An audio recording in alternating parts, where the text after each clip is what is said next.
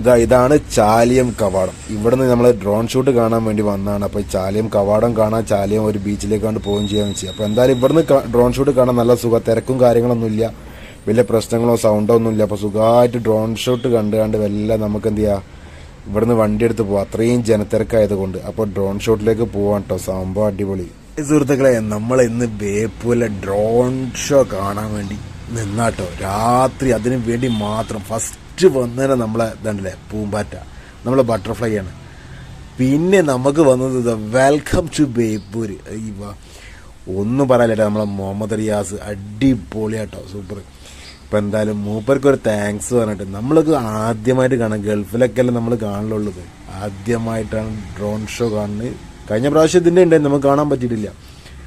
അടിപൊളി പരിപാടി തന്നെ കേട്ടോ. ഇനിയിപ്പോൾ അടുത്ത എന്താണെന്ന് നോക്കട്ടെ. ഞാൻ കുറച്ച് സ്പീഡാക്കുന്നുണ്ട്. ഈ സ്പീഡാക്കുമ്പോൾ ഇതിൻ്റെ മൂവിങ്ങും കാര്യങ്ങളൊക്കെ കാണാൻ പറ്റും. കാരണം നമ്മൾ നിൽക്കുന്നത് ചാലിയം ഭാഗത്താണ്. അപ്പോൾ ചാലിയം ഭാഗത്ത് കാണാമെന്ന് പറയുമ്പോൾ തന്നെ ആലോചിക്കും, അതിൻ്റെ അടുത്തുനിന്നല്ല, കുറച്ചും ഇങ്ങോട്ടല്ല നിൽക്കുന്നത്.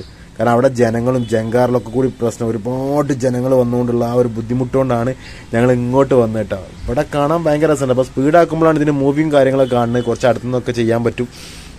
അല്ല, സൂമാക്കിയിട്ടാണ് ചെയ്യുന്നത്, രാത്രിയാണ്. അപ്പോൾ അതിൻ്റേതായിട്ടുള്ള ബുദ്ധിമുട്ടുകൾ കാണുന്നത്. കണ്ടില്ലേ, ഒരു പൊന്മാനോ കാക്കയോ ആകട്ടെ മീൻ കൊത്തിക്കൊണ്ട് പോകുന്ന സീനാണ് അടുത്ത് കാണിച്ചത് കേട്ടോ. അതും ഭംഗിയുണ്ട്. ഇതിന് ചിറകൊക്കെ ചെറുതായിട്ടൊക്കെ ഇങ്ങനെ മൂവിങ് ചെയ്യും. സ്പീഡാക്കുമ്പോഴേ നമുക്ക് മനസ്സിലാവുള്ളൂ, അത് സ്ലോ ആക്കുമ്പോൾ മനസ്സിലാവില്ല. പിന്നെ വെച്ച് ആ ഡ്രോൺ ഷോ പോയിട്ട് വേറൊരു ലെവലിൽ നിൽക്കണ്ടേ. 300ഓളം ഡ്രോണുകൾ ചേർന്നിട്ടാണ് ഈ ഒരു ഷോ പ്രകടിപ്പിക്കുന്നത്. ഇത് 4 ഭാഗത്തും, നമ്മളെ ഈ മാനത്തിൻ്റെ ഏത് ഭാഗത്ത് നോക്കിയാലും നമുക്ക് ഈ ഒരു സംഭവം കാണാൻ പറ്റുന്നതാണ് വേറെ പ്രത്യേകത. അതുണ്ടല്ലേ, ഇതൊക്കെ നമ്മളെ ബേപ്പൂരുമായിട്ട് ബന്ധപ്പെട്ടുള്ള കാര്യങ്ങളാണ് ഇതിൽ കാണിക്കുന്നത് കേട്ടോ. ഓരോന്നും ഈ സ്പീഡിൽ കാണിക്കുമ്പോഴാണ് ഇതിൻ്റെ ഒരു രസം ഇതിലുള്ളത്. മറ്റേ സ്ലോവിൽ കാണിക്കുമ്പോൾ ആ രസമൊന്നും കിട്ടൂല. എന്തായാലും വേറെ സംഭവം തന്നെ കേട്ടോ, അടിപൊളി. ഡ്രോൺ ഷോ എന്നൊക്കെ പറയുമ്പോൾ നമ്മൾ നേരിട്ട് കാണാൻ അതുപോലെ വീഡിയോസാണ് കണ്ടത്. ഞാനിപ്പോൾ എന്തായാലും വീഡിയോ എടുത്തപ്പോൾ കണ്ടില്ലേ, ഫുട്ബോളിൻ്റെ ഒരു ചെറിയൊരു മൂവിങ് കണ്ടില്ലേ. ഈ മൂവിങ് ശരിക്കും നമുക്ക് അവിടെ നിൽക്കുമ്പോൾ നമ്മൾ ആ സ്ലോവിൽ കാണില്ല, ഈ ഒരു സ്പീഡാക്കുമ്പോഴേ ആ മൂവിങ് കണ്ട് കാണുള്ളൂ. കണ്ടേ, അതാണ് കാര്യം. നമ്മളെ എന്താ പറയുക, ആ ഒരു കൾച്ചറിൻ്റെ എല്ലാ ഭാഗങ്ങളും ഇവർ കാണിച്ചിട്ടുണ്ട്. അതുപോലെ ഒരുപാട് സംഭവത്തിൽ മിസ്സായിട്ടുണ്ട് കേട്ടോ. എനിക്ക് ഭയങ്കര, കാരണം വെച്ചാൽ ക്യാമറയുടെ ചെറിയൊരു വിഷയം കൊണ്ട്, കാരണം ഓവർലോഡും പ്രശ്നങ്ങളും ആയതുകൊണ്ട് സ്ലോ ആയി, അങ്ങനത്തെ വിഷയങ്ങളൊക്കെ ഉണ്ടായിരുന്നു. അപ്പോൾ കണ്ടില്ല, അടുത്ത സീൻ കണ്ടില്ലേ, സൂപ്പറാണ്. എന്തായാലും അടുത്ത വർഷം ഉണ്ടെങ്കിൽ നേരത്തെ തന്നെ പോണം മക്കളെ. വേറെ ലെവൽ, വേറെ വൈബ് സംഭവമാണ്. പോവാത്തവർക്കൊക്കെ നഷ്ടം, നമ്മുടെ തൊട്ടടുത്തുള്ള ആളുകൾക്കൊക്കെ പോവാത്തവർക്കൊക്കെ നഷ്ടമാണ്. കാരണം തൊട്ടടുത്ത് എന്ന് പറയുമ്പോൾ പരപ്പനങ്ങാടി, താന്നൂർ ഭാഗത്തുള്ള ആളുകളൊക്കെ കുറേ ആൾക്കാർ നേർച്ചക്കൊക്കെ പോയിക്കണ്. ഇതൊന്ന് കാണുകയാണെങ്കിൽ വല്ല രസമായിരുന്നു. നേർച്ച എന്ന് പറഞ്ഞാൽ ആനയും അമ്പാരിയൊക്കെ നേർച്ചക്ക് പോയിട്ട് എന്താ കാര്യം, അത് ഉത്സവമല്ലേ. ഇത് വേറെ ലെവൽ. പായക്കപ്പൽ പോകണമൊക്കെ, കപ്പൽ നീങ്ങുന്ന രംഗം കണ്ടില്ല നിങ്ങൾ, അടിപൊളി. ഇങ്ങനെ ആയിരിക്കണം ഡ്രോൺ ഷോ ഒക്കെ അല്ല, ഇത് കാണാൻ തന്നെ വേറെ വൈബ്. പിന്നെ ഒരുപാട് നേരം അവിടെ ഫ്ലൈറ്റൊക്കെ താന്ന് പറഞ്ഞിരുന്നു വൈകുന്നേരം. അതിൻ്റെ വീഡിയോ ഞാൻ വിടും, അടുത്ത തന്നെ അതിൻ്റെ വീഡിയോ വിടും. അത് പോയി. ഇനി നെക്സ്റ്റ് എന്താ നോക്കാം നമുക്ക്.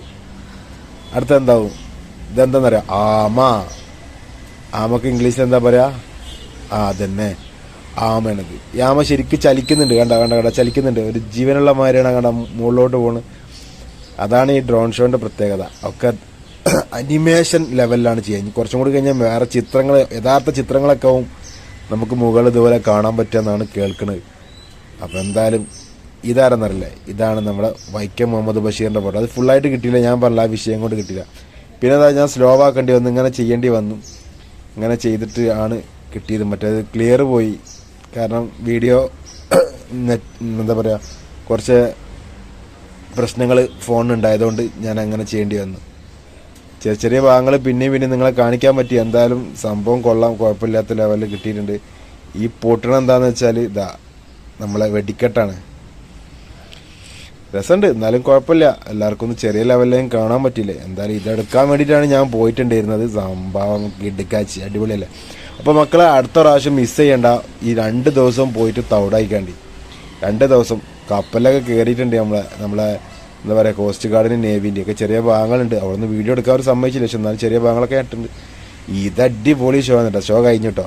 ഷോ കഴിഞ്ഞ് അവിടെ വിനീത് ശ്രീനിവാസൻ്റെയും മറ്റുള്ള ടീംസിൻ്റെയും പരിപാടി അവിടെ നടക്കുന്നുണ്ട്. ചെങ്ങായി അടിച്ച് തമർത്തുന്നുണ്ട്. നമുക്കൊന്നും അവിടെ എത്താൻ പറ്റില്ല. അവിടെ ലൈറ്റൊക്കെ ഇട്ട്, ബേപ്പൂരിലെ ലൈറ്റ് ഓഫാക്കി, ലൈറ്റൊക്കെ ഇട്ട് സെറ്റായി കണ്ടില്ലേ. അപ്പോൾ ഓക്കെ ബൈ. ചാനൽ സബ്സ്ക്രൈബ് അല്ലേക്കൊക്കെ ചെയ്താൽ